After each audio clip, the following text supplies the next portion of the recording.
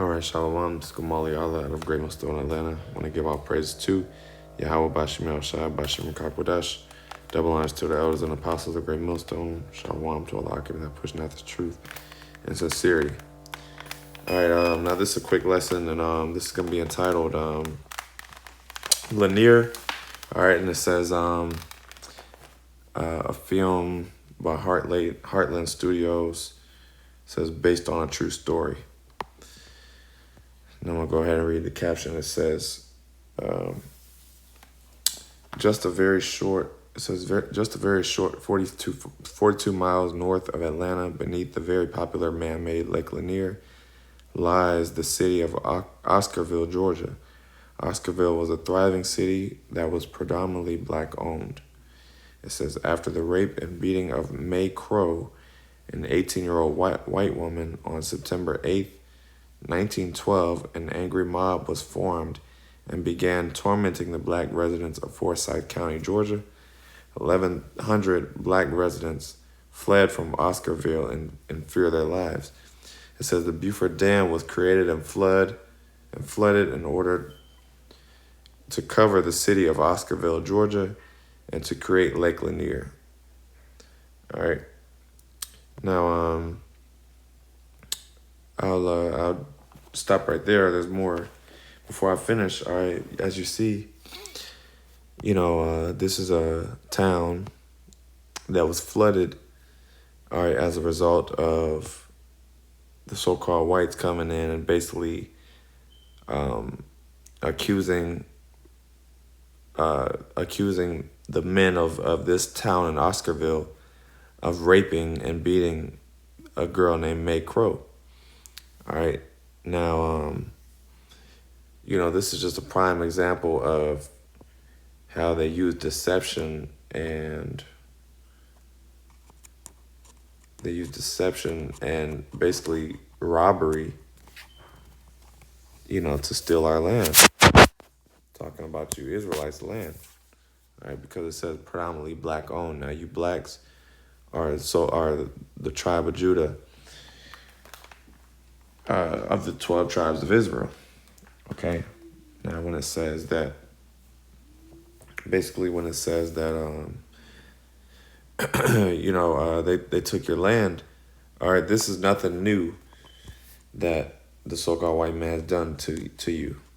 All right. Not only have they taken your land for the past, multiple centuries, but they've also taken you by slave ship to America. So anyway, let's get a few precepts. Let's start with this. This is let's get Malachi 2 verse 2. Oh no, I'm sorry. I think it's Micah. Bear with me one moment. This is Micah 2 and 2. All right. As a matter of fact, I started 1. It says, woe to them that devise iniquity and work evil upon their beds. When the morning is light, they practice it, because it is in the power of their hand. Yeah. And the so-called white people, they work wickedness upon their beds. Basically, they, wake up thinking wickedness, man. That's in their true nature, because they are the wicked side of creation.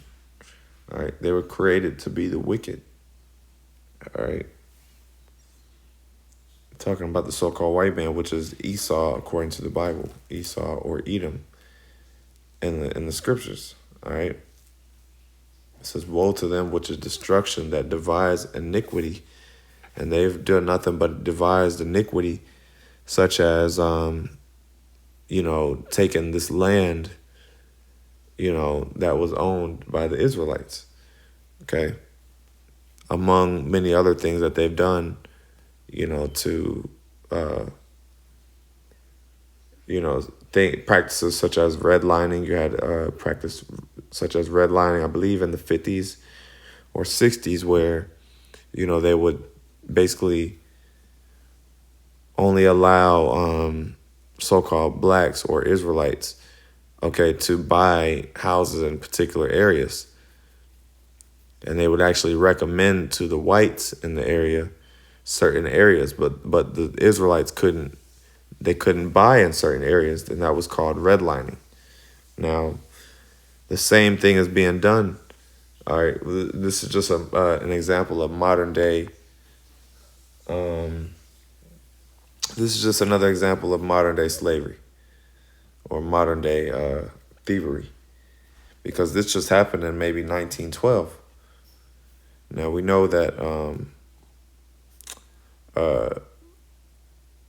you know, the 50s and 60s, you know, that was a dark period of time.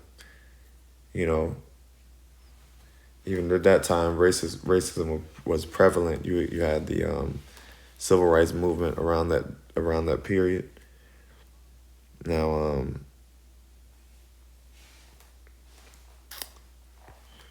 anyway, going back, it says, verse 2, it says, they covet fields and they take them by violence. Now, the word covet means to basically to have a longing for that's not yours. Matter of fact, let's just get the definition.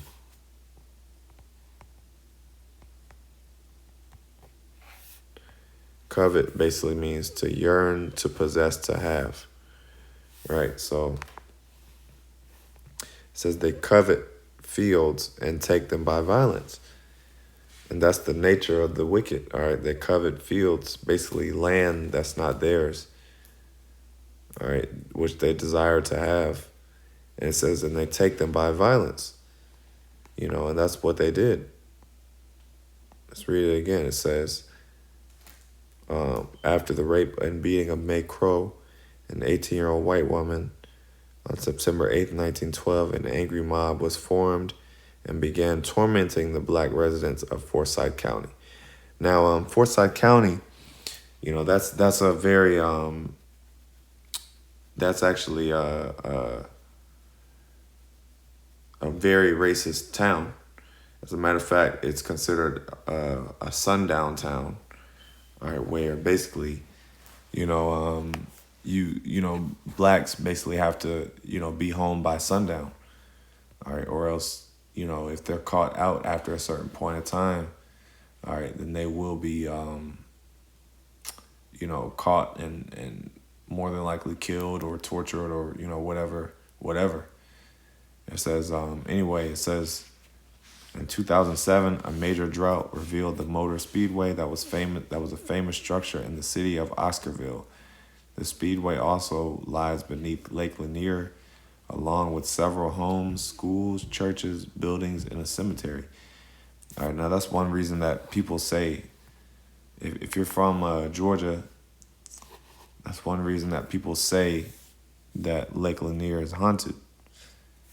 All right, is because you see that they, first of all, they acquired this land, you know, illegally,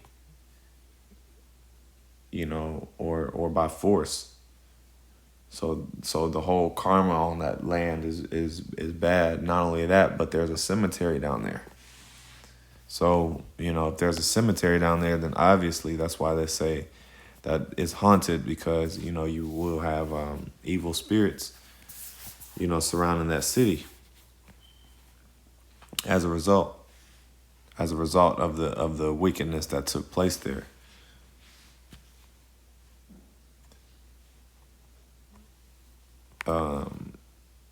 Let's read that more. It says, they covet fields and take them by violence, and houses and take them away.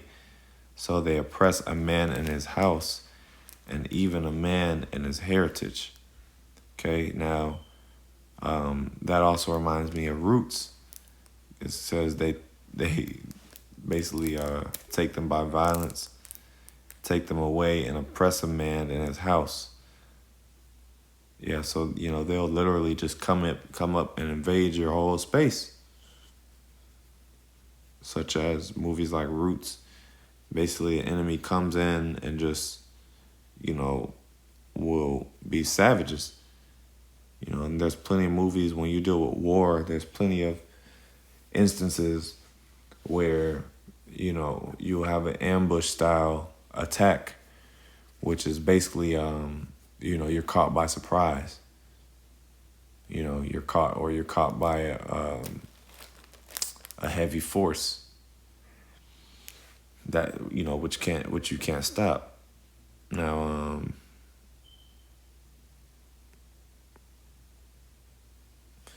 I keep going. It says, "Therefore, thus saith the Lord: Behold, against this family do I devise an evil, from which ye shall not remove your necks, neither shall ye go haughty, for this time is evil." So it's talking about the Edomites basically against this family. He's going to judge. Now let's get. I think it's what is it?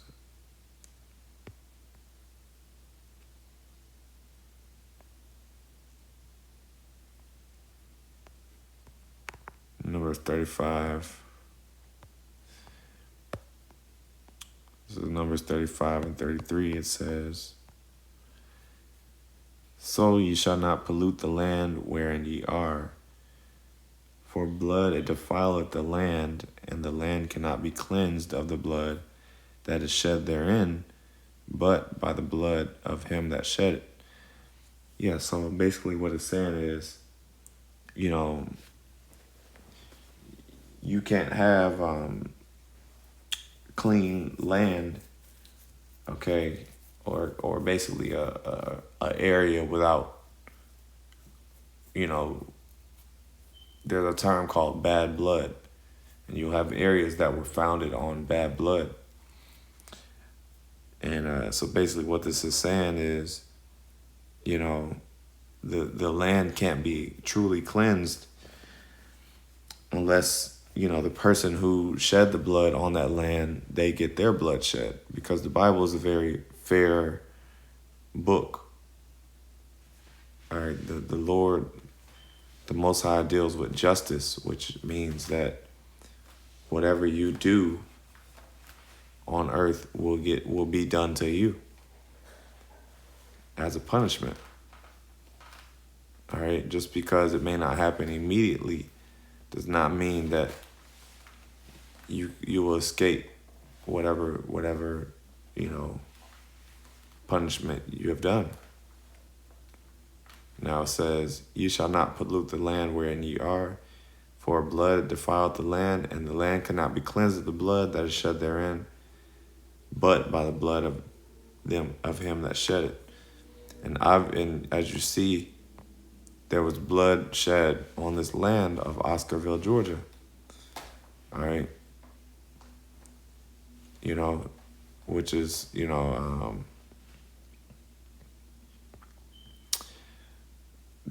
this is why, like I said, this is why these things happen.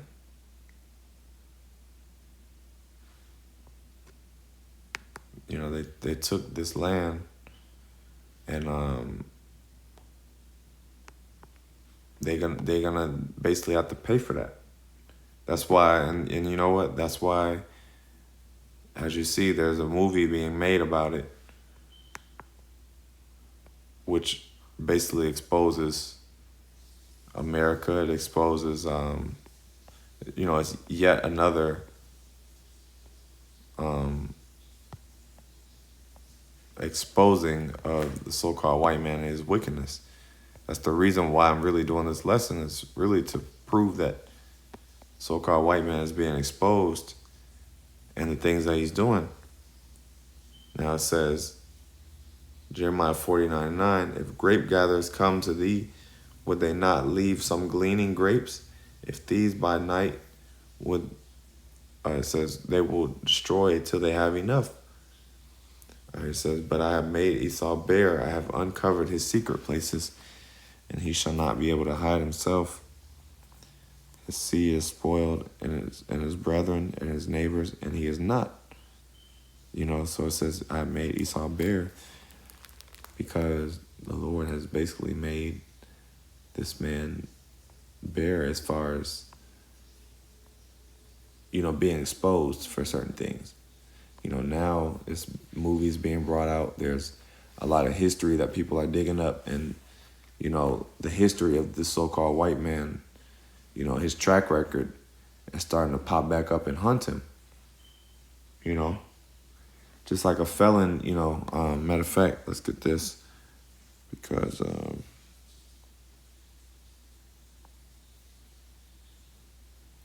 yeah, that was the point on that. Basically making Esau a bear.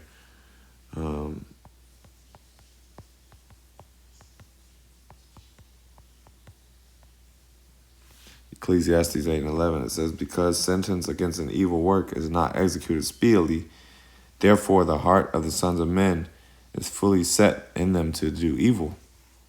Okay, it says because sentence against an evil work is not executed speedily. So because, they don't reap their karma or reap their judgment, immediately, they feel like, because, the Lord basically, takes time to judge, takes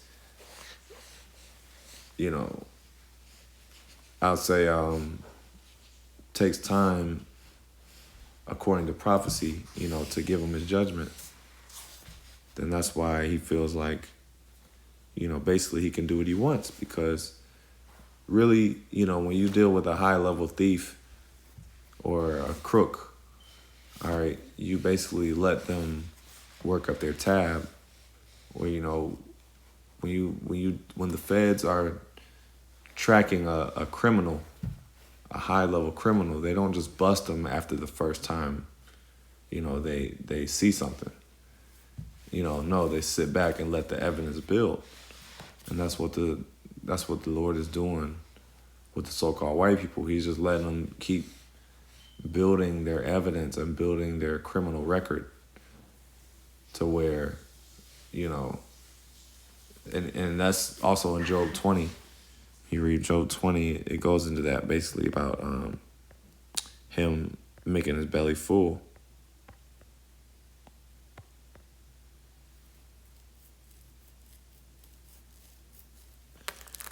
It says, Job 20:15, he hath swallowed down riches, and he shall vomit them up again. The Most High shall cast them out of his belly.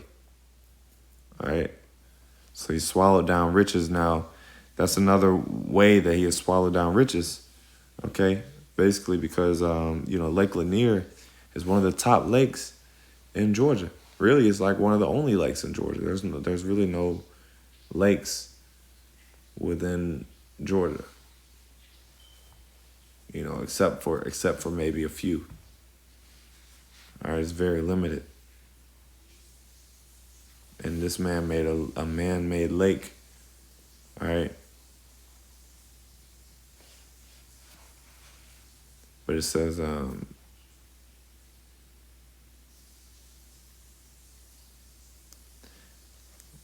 verse 16, he shall suck the poison of asps, a viper's tongue shall slay him. He shall not see rivers, the floods, the brooks of honey and butter. That which he labored for, he shall restore, and he shall not swallow it down. According to his substance shall the restitution be, and shall not rejoice therein. Yeah, restitution basically means, things that you have to give up that were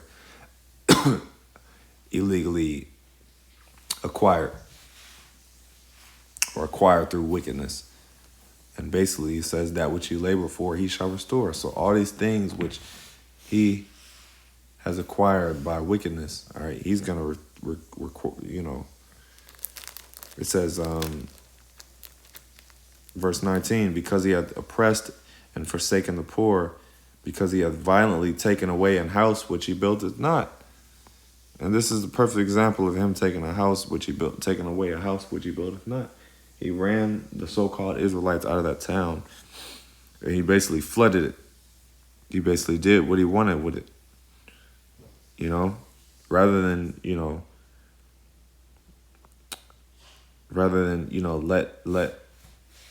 let due process go along, as far as if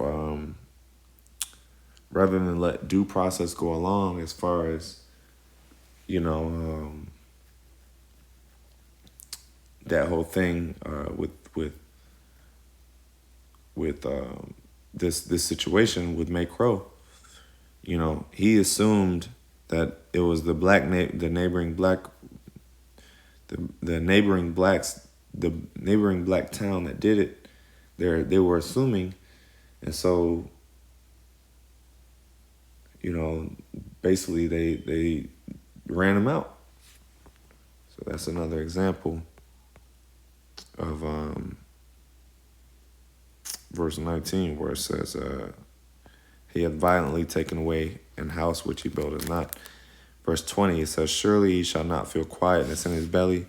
He shall not save that which he desired.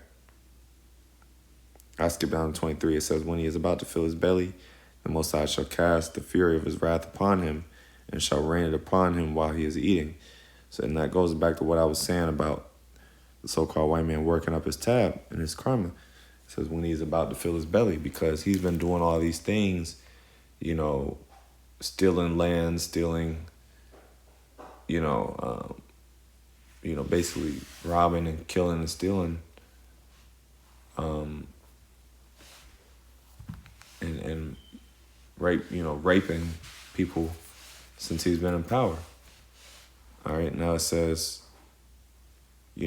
all these things. It says the fullness of his, it says when he's about to fill his belly, because, all these things, he's basically just filling up his pride. All right, filling up his belly, basically meaning symbolic of his resources and his power. All right, so, with that, Lord really ratified, ending off by giving all praises to YAHAWASHI, BAHSHAM, Shalom.